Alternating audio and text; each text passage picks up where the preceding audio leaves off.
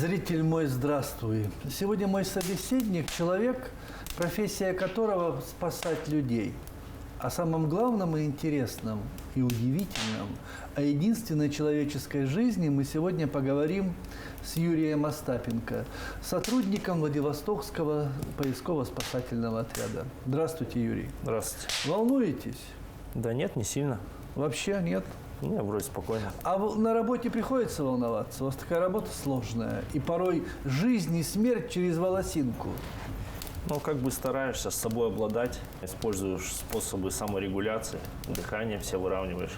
Ну, либо плечо товарища, когда кто-то рядом, всегда попроще себя держать в рамках контроля, спокойствия. А когда один на один ситуация? Один на один.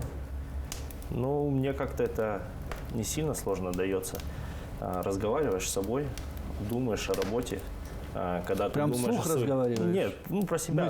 Мысленно разговариваешь, думаешь о работе, в голове прорабатываешь варианты, как ты будешь действовать, что ты будешь сейчас предпринимать, как это лучше сделать. Ну, это тебя отвлекает от волнения, и ты работаешь спокойно.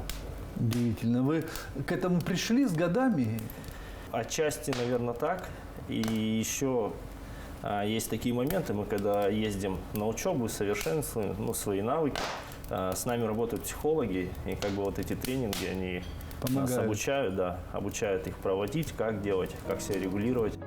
Юрий Остапенко родился 9 января 1989 года в Лесозаводске. В 2006 поступил в ДВГТУ. Специальность – инженер по пожарной безопасности. Состоял в студенческом корпусе спасателей. В 2009 работал в пожарной части. В 2010 начал работу во Владивостокском поисково-спасательном отряде, филиале Дальневосточного регионального поисково-спасательного отряда МЧС России. 2011-2012 – служба в армии. В 2012 вернулся в поисково-спасательный отряд, где работает по настоящее время. Получил медаль за пропаганду спасательного дела. Участвовал в ликвидации пожаров в Амурской области, последствий наводнений в Приморском крае, поисках судна «Восток», очистке вант моста на острове Русский после ледяного дождя в ноябре 2020 года. А вообще волнение в вашей работе мешает? Волнение, да, мешать будет. Если будешь сильно волноваться, можно допустить ошибки, да. Где прошло ваше детство, Юра? Детство в Лесозаводске. Я сам с Лесозаводска. Каким оно было? Ой, детство было хорошим и интересным. Хорошим? Да. Юра Остапенко каким был в детстве? Спокойным. Спокойным? Хорошим, да. Учился как? Учился я в школе Одноклассники, учителя смотрят сейчас. Да, в школе я учился хорошо. Прям без троек, без двоек? Без троек у меня, да. Послушный мальчик был. Средний балл, наверное, был 4,4, 4,5. Говорят, что вы пожарным мечтали быть в детстве, или неправда? Я слышал такое. Пожарным я не мечтал быть в детстве, а пожарным я был, работал. Я по образованию инженер по пожарной безопасности, и свой опыт, свою карьеру в МЧС я начинал с бойца пожарной части. А почему? Так получилось или это был ваш выбор? Выбор этот стал передо мной, когда я поступал в университет, когда я выбирал профессии. Мышление техническое, я поступал в Политен и выбирал там профессии, на какие я пойду. Одна из профессий была это системы безопасности, это институт радиоэлектроники был в ДВГТУ. И как-то случайно в момент, когда я поступал, встретил друга, и он как раз поступал на инженера по защите в ЧС. И он мне говорит: вот смотри, тут есть специальность новая, пожарная безопасность, давай подай документы, попробуй. И мне просто стало интересно, что это такая техническая профессия. Подал документы, и так оказалось, что первые вступительные экзамены оказались туда, на эту специальность.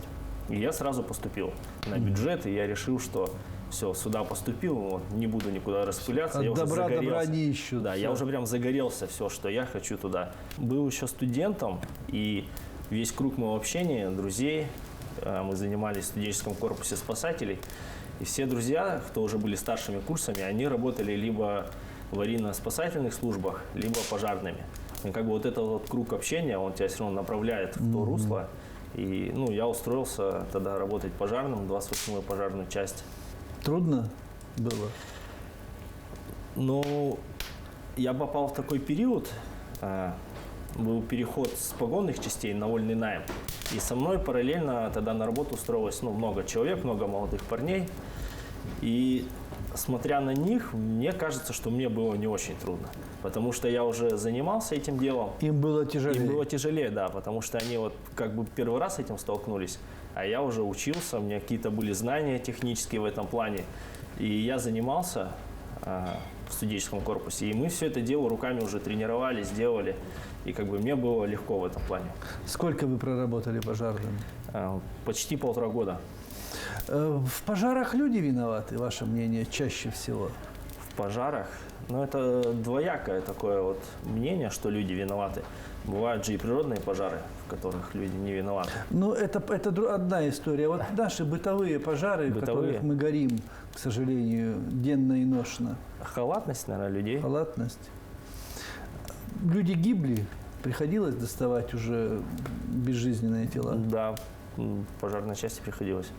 Страшно, когда человек мертвый? К этому привыкаешь.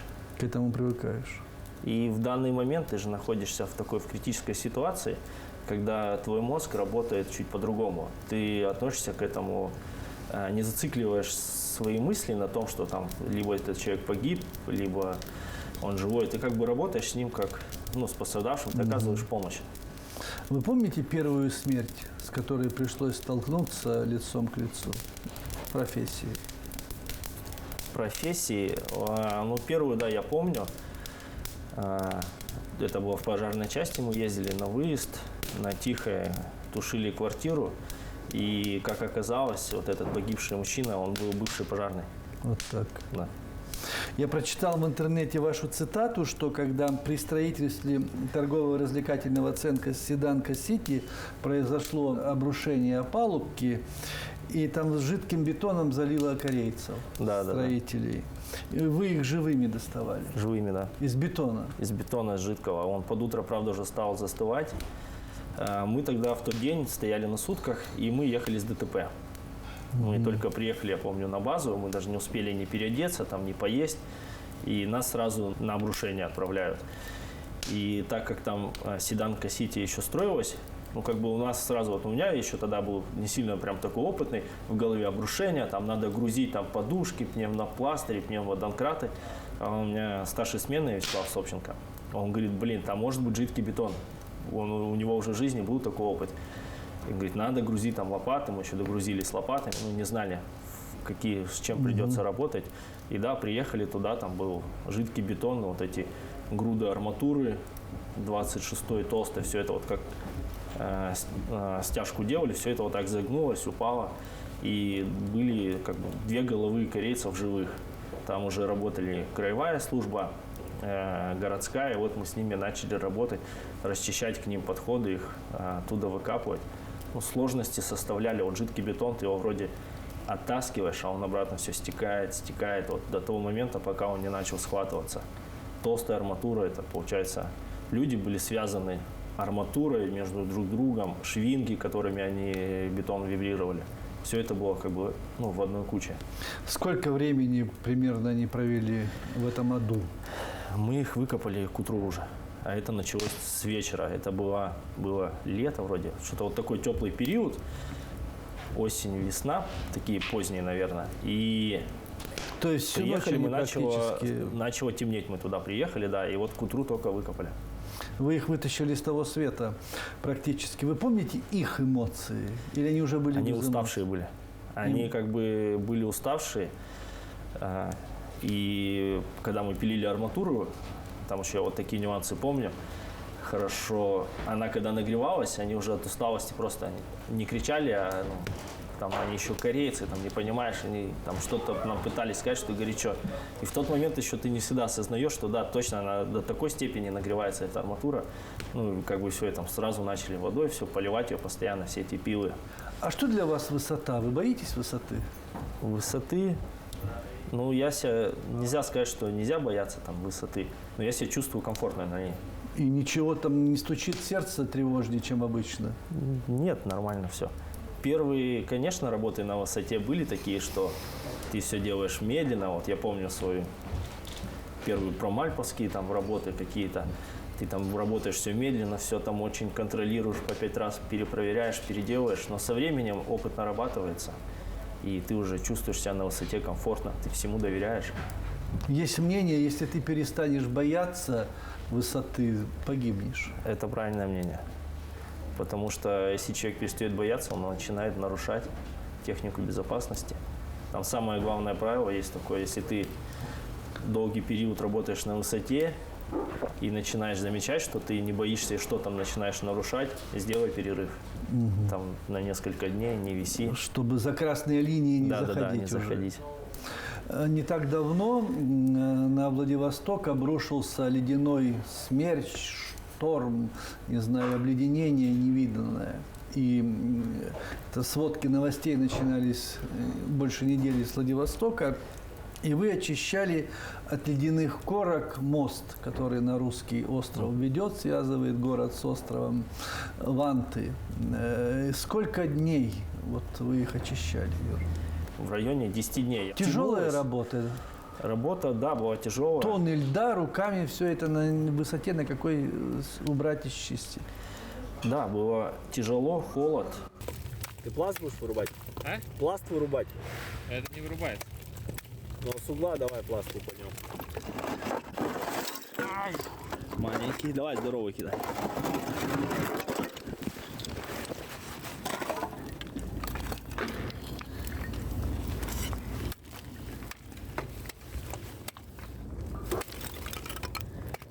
Он под ногами скинь сразу, чтобы не мешал. Самое сложное для этого было вообще это собрать команду для работы. Грубо говоря, мы 2 дня собирали команду именно. У нас с Хабаровска 2 парня прилетели с отряда. У нас были группы, работали на разных работах по городу. И вот мы собирали команду, кто именно будет работать на мосту, кто будет висеть, кто будет обеспечивать. Это, ну, как бы все понимали там все риски и температурные, там, погодные вот эти условия. Собираемся. Хабаровску привет, да, Ванечек? Хабаровск вообще приехал, местные ничего не могут, помогаем. На этом он шутит так. Сегодня будем вывешиваться. Такие виды у нас тут.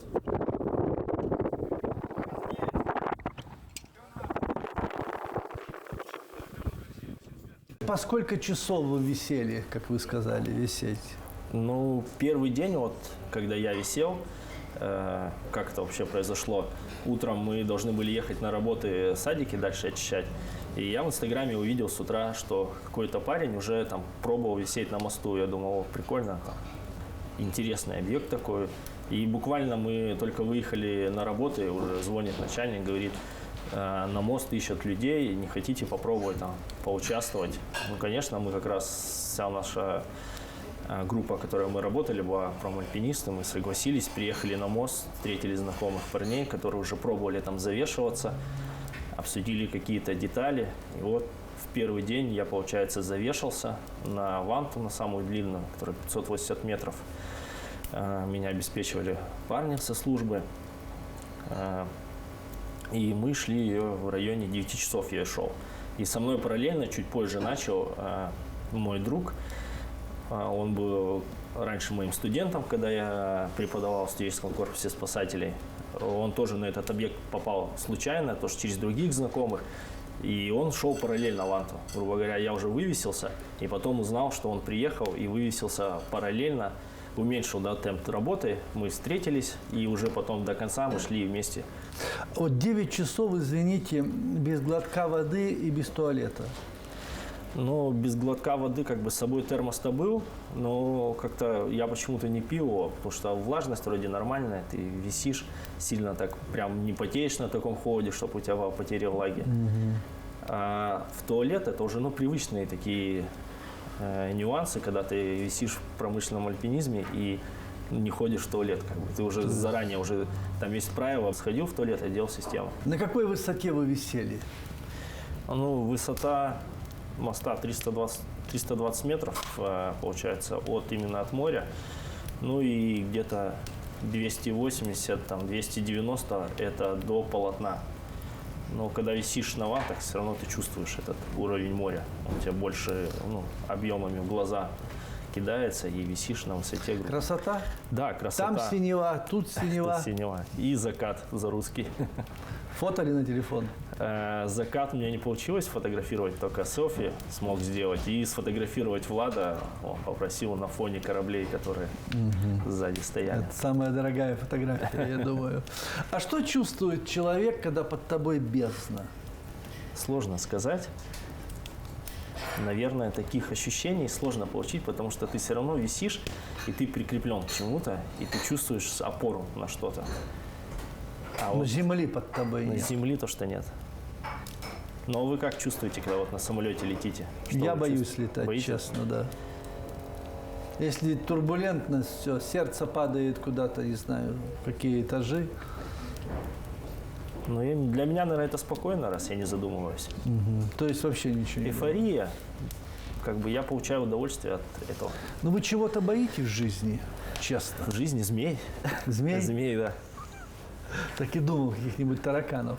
Змеи. Если змею увидите не по себе, Ну, вот смотрите, в детстве я прям вот, у меня с детства такие остались ощущения. Я всегда на даче на велике, когда ездил, где по дорогам к бабушке в соседнюю деревню.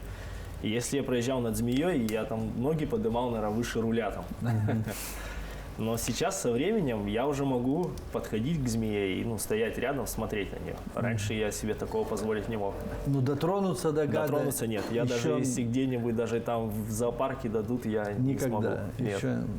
Еще все впереди. Да. Борьба идет. Спасатели суеверный народ. У вас есть приметы? Ну, есть, да, у каждого свои приметы. Ну, как говорится, у нас редко говорят последние, всегда крайние, да, говорят. Такие из примет. Чего нельзя, вот как бы, или плохая примета перед какой-то сложной работой там? Ну, при заступлении на дежурство, и считается такая, особенно у пожарных, если обувь почистил, вот тоже плохая примета. И новую боевку тоже. Боевка это что? Боевая одежда пожарного, это вот, в которой он тушит пожар. Если кто-то в карауле одел новую боевку, это 100% будет крупный пожар. И его потом все будут винить в этом. И сходится. Да. А как быть? Ну, рано или поздно новую всем же выдают. Да. Виноваты по очереди. Вообще, Юр, вы же смерти, наверное, а точно смотрели порой не в глаза, а в зрачки, спасая людей, бывая в разных экстремальных ситуациях. Человек слабое существо или сильное? Мне кажется, сильная. Сильное. Человек борется до последнего. Но бывает хрупкий, мгновенно раз и нет. Но борется же. Борется. Сильный.